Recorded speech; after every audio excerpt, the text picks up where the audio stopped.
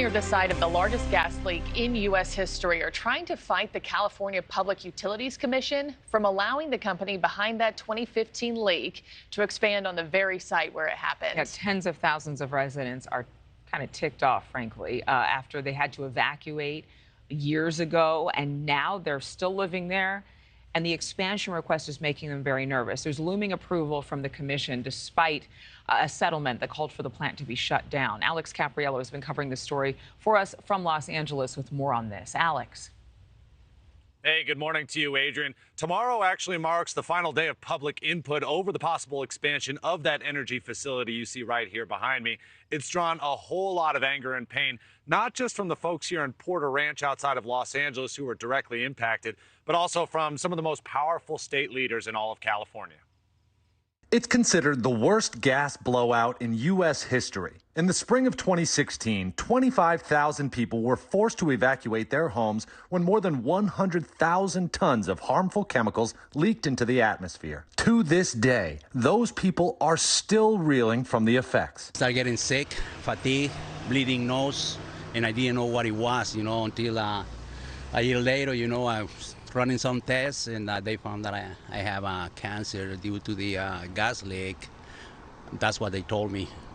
You have cancer from that gas leak? Yes, that's what happened. Orlando Arias says he still goes to chemotherapy and gets blood treatments every month. Others, like Matt Pacuco and Kayoko Habino, get daily nosebleeds and painful rashes. Hundreds of others have received their share of the $2 billion class action lawsuit for their pain and suffering since the blowout, but are angered once again at the possibility that the facility might now be expanding its operations despite years of protests to shut it down.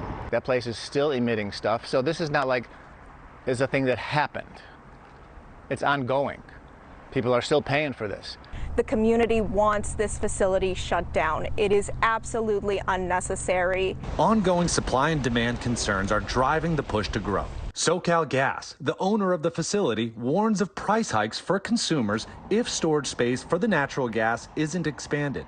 Quote, the California Public Utility Commission's proposal to increase local natural gas storage levels ahead of winter is a prudent step that would help advance our shared goal of maintaining energy reliability at just and reasonable rates. Despite that, California Senator Henry Stern believes that's a misrepresentation coming from a company which has the power to control the supply and set the rates. He's among nearly a dozen lawmakers who signed a formal plea to the Public Utilities Commission to protect people and shut the facility down by 2027. I don't think gas companies done much to earn our trust here. They haven't even admitted fault, though, with the Aliso Canyon disasters. I'm putting my shoulder against a very big machine, and I don't always feel like I'm succeeding for them, but we're gonna fight like hell here. Since the leak, changes have been made to make the facilities secure and stronger. There are now infrared monitoring systems to watch for leaks, full-time employees in charge of making sure the system is operating correctly,